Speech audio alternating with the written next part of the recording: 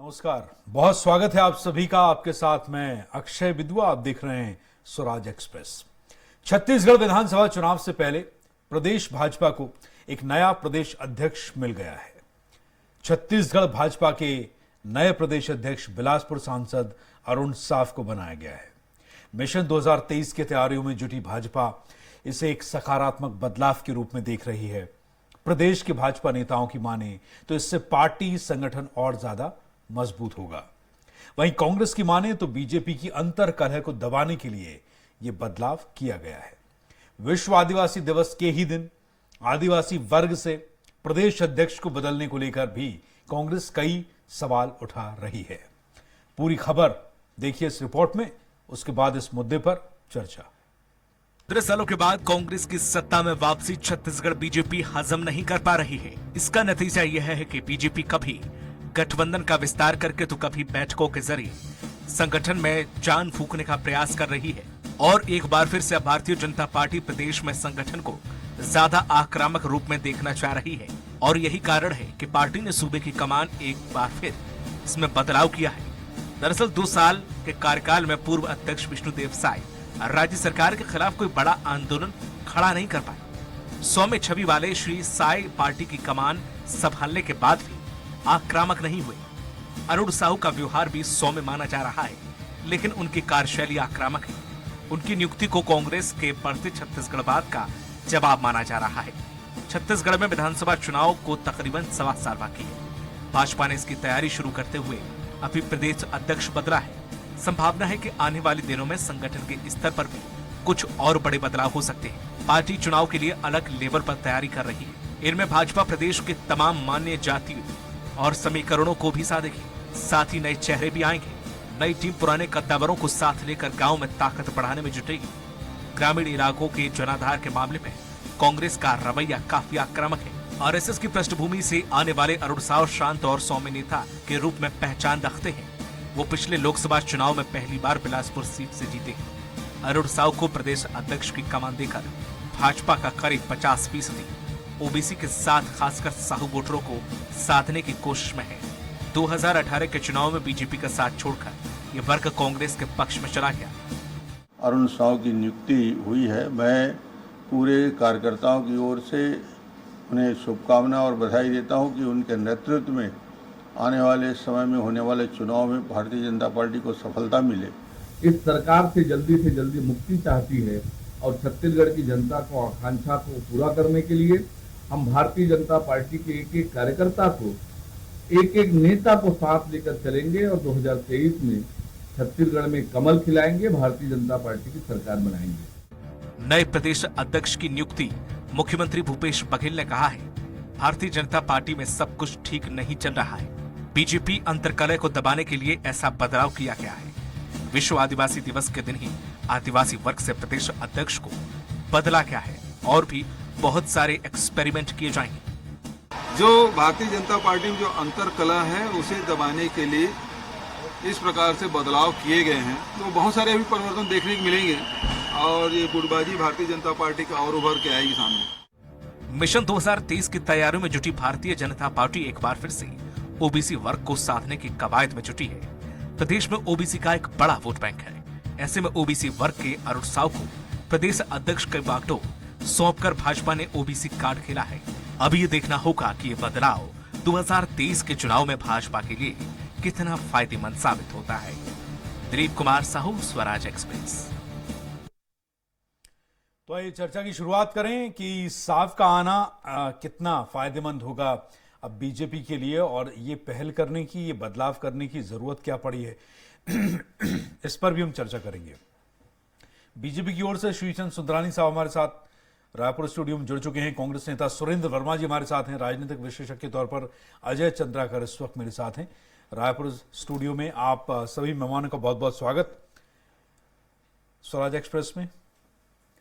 तो श्रीचंद सुंदरानी जी, सबसे पहले आप से हमारे दर्शक, स्वराज एक्सप्रेस के प्रदेश की जनता और स्वराज एक्सप्रेस के तमाम दर्शक ही जानना चाहते हैं आपके माध्यम से कि इस बदलाव की वजह क्या आन पड़ी और ये फैसला जो आपके शीर्ष नेतृत्व का है, प्रदेश नेतृत्व का है, वो कितना फायदेमंद होगा बीजेपी के लिए। मुझे बोले जी श्रीचंद जी। देखिए, निश्चित रूप से फायदा होगा। भारतीय जनता पार्टी के शीर्ष नेतृत्व ने जो प्रदेश में परिवर्तन किया है, कहीं न कहीं प्रदेश में भारतीय जनता पार्टी की 2023 में सरकार बने, इस दिशा में उठाया गया बड़ा कदम है। और भारतीय जनता पार्टी वो सारे कदम उठाएगी जिसमें भारतीय जनता पार्टी की फिर से छत्तीसगढ़ में सरकार बने। और क्योंकि हमारे प्रदेश अध्यक्ष जी जो बनाए गए हैं, निश्चित रूप से पार्टी के लिए ऊर्जावान है। पिछले 6 महीने से लगातार संगठन का वो काम कर रहे हैं और संगठन की जिम्मेदारियों को बखूबी निभा रहे हैं।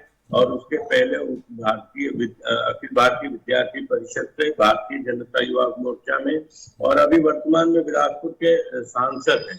तो निश्चित रूप से उनका लाभ पार्टी को मिलेगा। साहू समाज से आते हैं। साहू समाज एक बहुत बड़ा वर्ग है और भारतीय जनता पार्टी के हमेशा साथ रहा है, तो उसका लाभ निश्चित रूप से मिलेगा। अरुण साहू जी परिपक्व है। और जहां तक श्री विष्णुदेव साय जी का सवाल है, उन्हें भी पार्टी बहुत बड़ी जिम्मेदारी के साथ पूरे प्रदेश में उनका उपयोग करेगी। ठीक है, लेकिन श्रीचंद सुंदरानी जी, ये जो आप बात बता रहे हैं, इससे लेकर कांग्रेस को खासी आपत्ति भी इससे है। सुदेश वर्मा हमारे साथ हैं, आप कांग्रेस की ओर से हैं, कांग्रेस का सरकार का पक्ष रखने के लिए। सुदेश जी, आप लोग, सुरेंद्र वर्मा जी, आप लोग जो है इस बात को लेकर आप लोगों को क्या एतराज है? भाई ये तो बीजेपी का अंदरूनी फैसला है ना। निश्चित रूप से अक्षय जी, भारतीय जनता पार्टी का आंतरिक मामला है। लेकिन भारतीय जनता पार्टी आज छत्तीसगढ़ में जिस दौर से गुजर रही है, वो आम जनता की तो छोड़िए, इनको अपने पार्टी के कार्यकर्ताओं का विश्वास भी हासिल नहीं है। लगातार जिस प्रकार से हमने देखा पिछले 3 सालों में, ये तीसरे अध्यक्ष हैं अक्षय जी। पहले विक्रम उसेंडी जी थे, पिछले 2 साल से विष्णुदेव साय। इनकी कोई उल्लेखनीय उपलब्धि रही हो तो बता दे। सुंदरानी जी सम्मानीय नेता हैं, पूर्व विधायक हैं। और उसके बाद अब अरुण साहू जी, इनका भी कोई बड़ा राजनीतिक ऐसी सक्रियता या कोई महत्वपूर्ण भूमिका संगठन में अब तक सामने नहीं आई है। तो भारतीय जनता पार्टी के सामने जो मूल समस्या है अक्षय जी, वो न इनकी नीति है, न नियत है, न नेता है। और सबसे बड़ा संकट इनके सामने विश्वसनीयता की है। जिस प्रकार से 15 साल के इनके कुशासन में, इनके वादा खिलाफी के चलते जिस स्थिति में भारतीय जनता पार्टी पहुंच चुकी है, मूल समस्या विश्वसनीयता की है। ना तो छत्तीसगढ़ की जनता इन पे विश्वास करती है, ना इनके खुद के कार्यकर्ता। आपको याद होगा विधानसभा चुनाव के समय 2018 में इनके 56 लाख मिस्ड कॉल कार्यकर्ता तथाकथित हुआ करते थे, इनको वोट 40 लाख भी नहीं मिले। तो आज भारतीय जनता पार्टी छत्तीसगढ़ में जर्जर अवस्था में पहुंच चुकी है। और ये केवल पार्टी अध्यक्ष 3 बार नहीं बदले हैं 3 साल में, बल्कि इनके प्रभारी भी लंबे समय तक सौदान सिंह जी रहे। उसके बाद पिछले 1.5 साल में पुरंदेश्वरी जी आई, उसके बाद में शिव प्रकाश जी आए, नितिन नवीन जी आए, और तमाम केंद्रीय मंत्री एक एक करके आते रहे, लेकिन किसी को भी कामयाबी नहीं मिली। और जो भूपेश बघेल सरकार में जो जन कल्याण के काम हो रहे हैं, जो सामाजिक न्याय का जो ढांचा छत्तीसगढ़ में तैयार हुआ है, पूरे देश के लिए अनुकरणीय है। और भारतीय जनता पार्टी के 15 साल के वादा खिलाफी से छत्तीसगढ़ की जनता तुलना भी कर रही है। जिस प्रकार से हजारों स्कूल बंद कर दिए गए थे, 3000 से ज्यादा स्कूल छत्तीसगढ़ में बंद हुए थे, उसको पुनः शुरू कराया गया। निःशुल्क स्वास्थ्य व्यवस्था चौखट तक पहुंच रही है। हाट बाजार क्लिनिक, मोहल्ला क्लिनिक, हमारा अस्पताल योजना और तमाम रोजगार को लेकर सितंबर 2018 में रमन सिंह के समय याद करें 22.2% था बेरोजगारी दर। पिछले 5 महीने से अक्षय जी पूरे देश में यदि सबसे कम बेरोजगारी दर है तो वो छत्तीसगढ़ है। जिस प्रकार से किसान न्याय योजना के माध्यम से किसानों के साथ न्याय हो रहा है, भूमिहीन कृषि श्रमिकों के लिए अगर कोई योजना सीधे खातों में पैसा डालने की है तो छत्तीसगढ़ में संचालित है। मैं लौटूंगा आपके पास। श्रीचंद सुंदरानी जी भी कुछ जवाब देना चाह रहे हैं, लेकिन उसके पहले राजनीतिक विश्लेषक अजय चंद्राकर हमारे बीच हैं और उनको इस बहस में बीच में लाना है। अजय चंद्राकर जी, राजनीतिक विश्लेषक होने के नाते आप अपने दृष्टिकोण से बीजेपी के इस बदलाव को कैसे देखते हैं? पिछले विष्णुदेव साय जी की कोई उपलब्धियां नहीं है, ये सुरेंद्र वर्मा जी ने आरोप लगाया। कांग्रेस ये भी कह रही कि अंतर कलह जो है बीजेपी में उसकी परिणति है।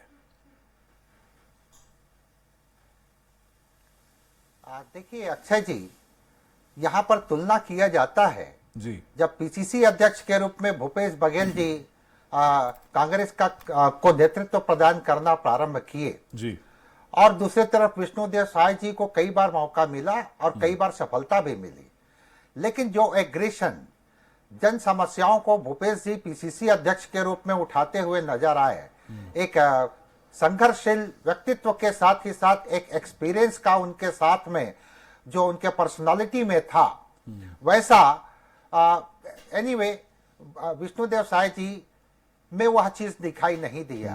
और भारतीय जनता पार्टी बहुत ही अच्छा काम की है कि आगामी जो चुनौतियां हैं, चुनाव हैं, उनको देखते हुए या जनता से जुड़े हुए जो मुद्दे हैं उनको देखते हुए अपने प्रदेश अध्यक्ष में परिवर्तन लाए हैं, बहुत अच्छा किए।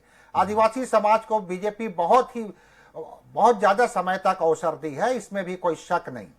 लेकिन सवाल यह है कि अरुण साव जी प्रदेश अध्यक्ष बन गए, क्या वो सीनियरों के साथ किस तरह से तालमेल बिठाते हैं?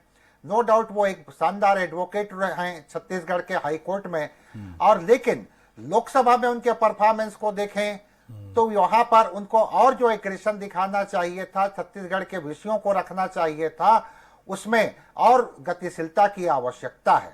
अब बात आती है कि उनमें नेतृत्व क्षमता कितनी है, क्योंकि वो एक फ्रेश कैंडिडेट हैं। देखिए, युवा मोर्चा में, एबीवीपी में, छात्र राजनीति में काम करना अलग बात है, लेकिन उसी बिलासपुर से हम लखीराम अग्रवाल जी का संगठन कौशल देखे हैं और उनका जो कॉम्बिनेशन होता था कुशाभाऊ ठाकरे जी के साथ या फिर गोविंद सारंग जी के साथ, तो अनेक मेंबर रहे हैं, तो उस तरह का दक्षता उनको लाना होगा। एग्रेशन, क्या वो केंद्र में लोकसभा में के सदस्य हैं तो केंद्र सरकार की नीतियों को जनता तक पहुंचाने में भी सफल हो पाते हैं कि नहीं? इसके अलावा नो डाउट ओबीसी वर्ग से हैं, लेकिन ओबीसी वर्ग से यह कहना कि तेली समाज जो है वो सिर्फ बीजेपी के पक्ष में हमेशा रहा है, ऐसा नहीं है। पास्ट टाइम में चंद्रशेखर साहू जी भी रहे या फिर और बहुत बड़े बड़े नेता रहे हैं। ये ओबीसी समाज अब अपना इंटरेस्ट देखती है, सेल्फ इंटरेस्ट, और सेल्फ इंटरेस्ट के कारण कांग्रेस की नीतियों से संबंधित जो निर्णय है, खासतौर से किसानों के मसले के ऊपर, और जो 2500 रुपया दे रही है, एक चुनौती उनके सामने ये है। तो दूसरे तरफ बॉर्डर में बार बार किसान यूनियन बैठ रहे हैं, भविष्य में बैठने की बात कर रहे हैं, ये एक बड़ी चुनौती है। लेकिन जिला स्तर पर, संगठन लेवल पर, तहसील के लेवल पर अरुण साव जी कितने स्वीकार्य होते हैं, यह वक्त ही बतला पाएगा। अक्षय जी, ठीक है। श्रीजन सुंदराई साहब, आप सुरेंद्र वर्मा जी की बात का जवाब देना चाहेंगे? आपने जी फिर इनको चिंता किस बात की, इनको तो बेफिक्र होना चाहिए। और जहां तक सवाल है भूपेश बघेल जी का, भूपेश बघेल जी की सरकार ने 44 महीने की सरकार में क्या दिया प्रदेश को? ये बेरोजगारी की बात करते हैं, 5 लाख लोगों को, नौजवानों को रोजगार देने की बात पे होर्डिंग लगाते हैं। जब विधानसभा में भूपेश बघेल जी से प्रश्न पूछा जाता है भाजपा विधायक दल के द्वारा, तो मात्र 20,000 लोगों को रोजगार देने की बात करते हैं। तो एक तरफ होर्डिंग के माध्यम से झूठा प्रचार, गुमराह करने वाला प्रचार, और फिर विधानसभा में इनके आंकड़े अलग आना। आज क्या चाहते हैं कि छत्तीसगढ़ का नौजवान शराब कोचिया बन के रह जाए, नशीले पदार्थों का व्यापार करे, बिगड़ती कानून व्यवस्था, नौजवानों को 10 लाख नौजवानों को बेरोजगारी भत्ता देने की बात इन्होंने कही थी, न बेरोजगारी भत्ता दिया न रोजगार दिया। ये स्कूलों की हालत, आज टीचर नहीं है, शिक्षक नहीं है स्कूलों में। ये स्वामी आत्मानंद जी के नाम से इंग्लिश मीडियम स्कूल चालू किए, अच्छा काम किए, लेकिन क्या वहाँ पे पढ़ाई हो रही, शिक्षक उपलब्ध है? नहीं है। आप देखिए, पूरा आज इनका शैक्षणिक ढांचा पूरी तरह से ठप हो गया। आज प्राइवेट सेक्टर के स्कूल पनप रहे, और कहीं न कहीं आज आम आदमी की पहुंच से प्राइवेट स्कूल दूर है। तो सरकारी स्कूलों में अगर शिक्षक नहीं होंगे तो पढ़ाई कहाँ से होगी? शराबबंदी की बात इन्होंने कही, शराबबंदी करने में विफल है। और फिर अरुण साव जी, क्यों, अगर इनको भय नहीं है तो क्यों जो है ये इतनी बातें कर रहे हैं? अरुण साव जी अगर सक्रिय रहेंगे, एग्रेसिव रहेंगे, तो भारतीय जनता पार्टी को लाभ होगा, और मान लो नहीं रहेंगे तो कांग्रेस को क्या आपत्ति है उसमें? कांग्रेस क्यों भयभीत होकर आरोप लगा रही है? निश्चित रूप से 3 अध्यक्ष बदले, ऐसा इन्होंने कहा। तो आज अगर अरुण साव जी बने हैं, उस समय से कांग्रेस के खेमे में जिस प्रकार से खलबली मची हुई है और कांग्रेस जिस प्रकार से बयानबाजी कर रही है, मुझे लगता है कि हमारा अरुण साव जी को अध्यक्ष बनाना कहीं ना कहीं हम इस मामले में सफल हुए, इसीलिए तो कांग्रेस पार्टी भयभीत होकर बात कर रही है। आप भयभीत हैं सुरेंद्र वर्मा जी, आपकी पार्टी? अक्षय जी, पिछले 2.5 साल में जी हाँ। अरुण साव सहित भारतीय जनता पार्टी के 9 सांसद लोकसभा में है। कभी भी छत्तीसगढ़ के हक और अधिकार की बात किए हों, कभी भी छत्तीसगढ़ की जब जब उपेक्षा हुई है तो मोदी सरकार के सामने यदि छत्तीसगढ़ का पक्ष रखा होगा तो बता दे। तमाम व्यवधान मोदी सरकार के द्वारा उत्पन्न किया गया। जब 2,500 देने की बात आई, जब अतिरिक्त समर्थन मूल्य के देने की बात आई, जब अभी हाल ही में सैकड़ों ट्रेनें बंद कर दी गई, लेकिन इनके मुंह में दही जम जाता है क्योंकि वहां अधिनायकवाद है। मोदी साहब के सामने आज तक किसी भारतीय जनता पार्टी ने छत्तीसगढ़ के हक और अधिकार की बात की हो तो बता दे। खाद की सप्लाई ये संघीय व्यवस्था है। खाद का उत्पादन और उसका वितरण जो है केंद्र सरकार के द्वारा तय किया गया था। माहवार आपूर्ति प्लान के बावजूद छत्तीसगढ़ की उपेक्षा की जाती है। फिर भी छत्तीसगढ़ के सांसद अरुण साव जी भी कभी आवाज उठाए हो तो बता दे। जिस प्रकार से इनको अपने पाप याद आ रहे हैं अक्षय जी, 15 साल में एक भी नियमित शिक्षक की भर्ती की हो तो बता दे। आज गरीब का बच्चा अंग्रेजी स्कूल में पढ़ रहा है, लोग अपने बच्चों को प्राइवेट स्कूल से निकालकर जो 171 स्वामी आत्मानंद स्कूल में संचालित है उसमें भर्ती कर रहे हैं, तो इनको तकलीफ हो रही है। 14,580 शिक्षकों की नियमित भर्ती की गई। 40,065 पद नए सेटअप में जो नए तहसील और जिले बने हैं उसमें 28,000 में नियमित पदों पर भर्ती हुई। ये बता दे कभी शिक्षक का एक भी पद ये भरे हो तो। हाल ही में विधानसभा में घोषणा किया 1 लाख से अधिक शिक्षकों की भर्ती हुई है 15 सालों में। 15 सालों में 1 लाख से अधिक शिक्षकों की भर्ती हुई है सुरेंद्र वर्मा जी। असिस्टेंट प्रोफेसर सुन लीजिए, एक भी नियमित शिक्षक के पद पर आपने 15 साल में भर्ती नहीं की।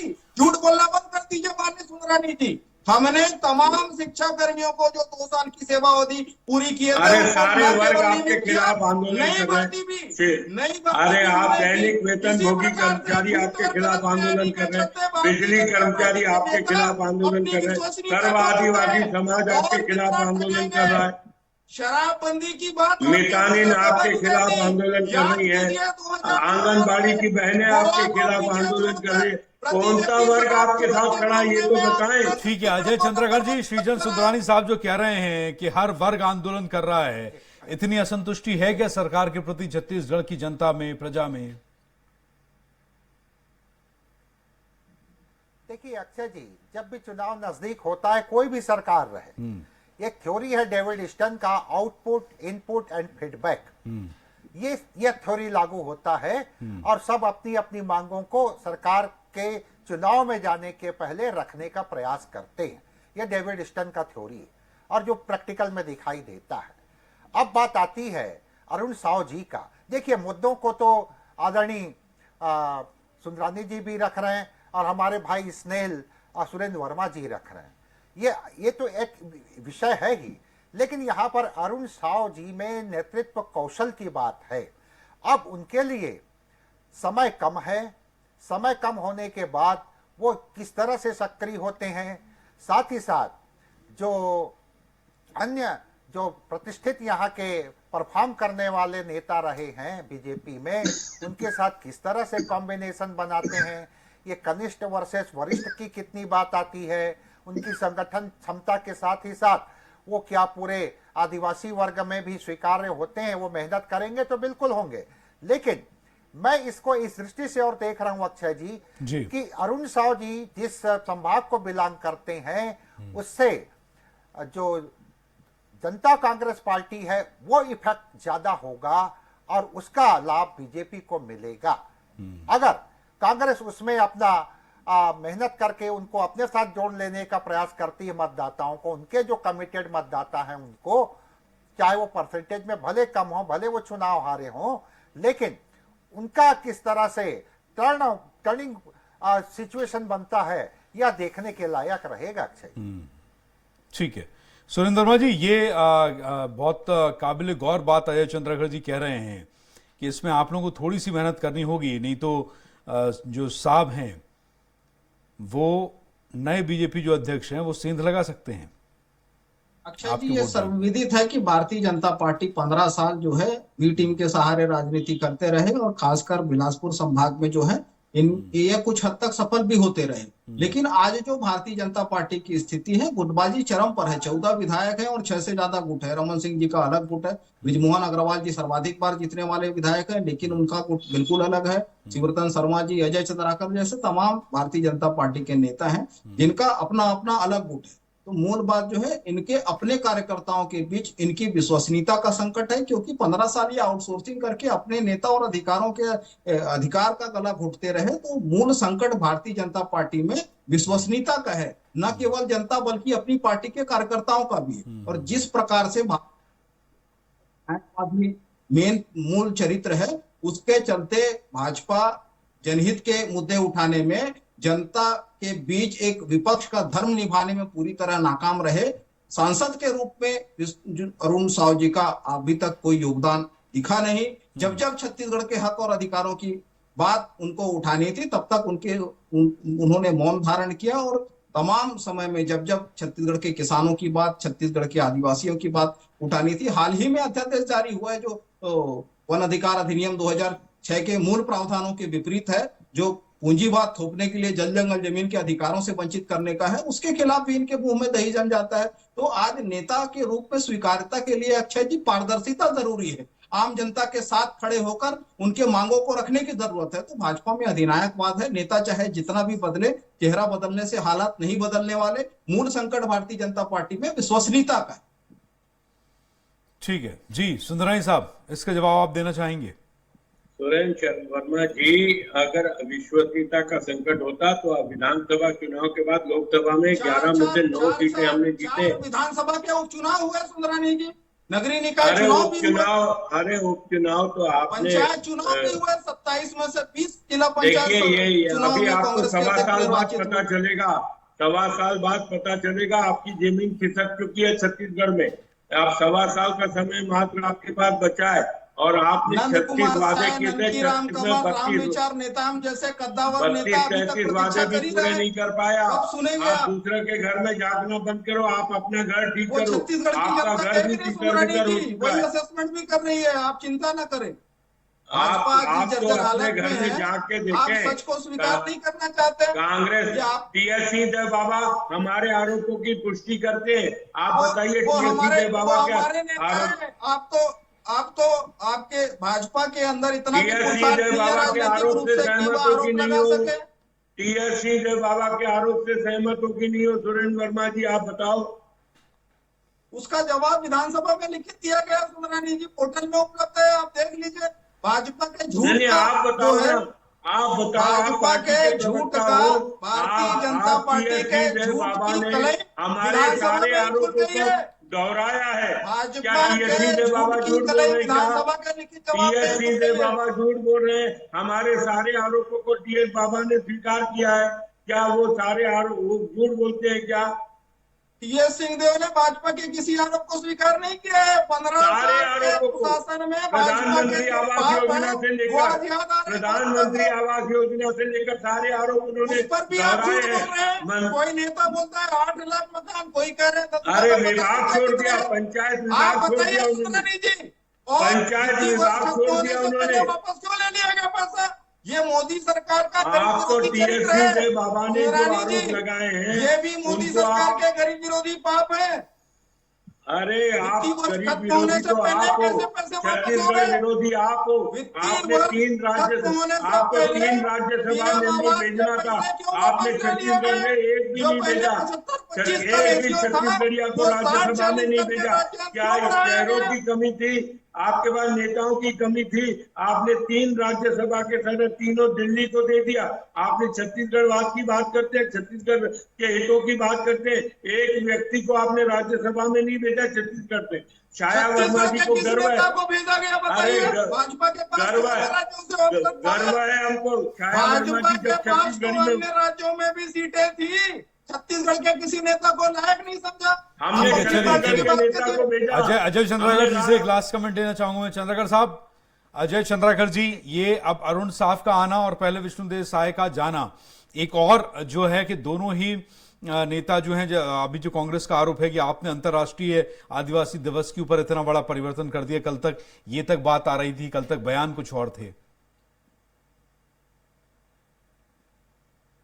देखिए, ये तो सच है कि आदिवासी अंतर्राष्ट्रीय या विश्व आदिवासी दिवस के दिन ही बीजेपी यह निर्णय ली है।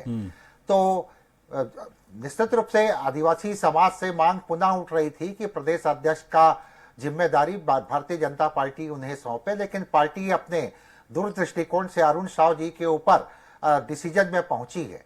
लेकिन अरुण साव जी के सामने अभी एक साल में बहुत बड़ी चुनौती है, क्योंकि इसके पहले जो प्रदेश अध्यक्ष थे वह समय अलग था, वह वातावरण अलग था। उस समय एक और तथाकथित टीम बी सी की बात होती थी, वह अरुण साव जी को नहीं मिल पाएगा और अरुण साव जी को बहुत ही मेहनत करके सबको साथ लेकर के चलने की बहुत महती आवश्यकता पड़ेगी। ठीक ठीक, बहुत शुक्रिया आप सभी का। स्वराज एक्सप्रेस को आपका कीमती समय देने के लिए सुरेंद्र वर्मा, अजय चंद्राकर जी और श्रीजन सुंदरानी जी, बहुत बहुत शुक्रिया आप सभी का।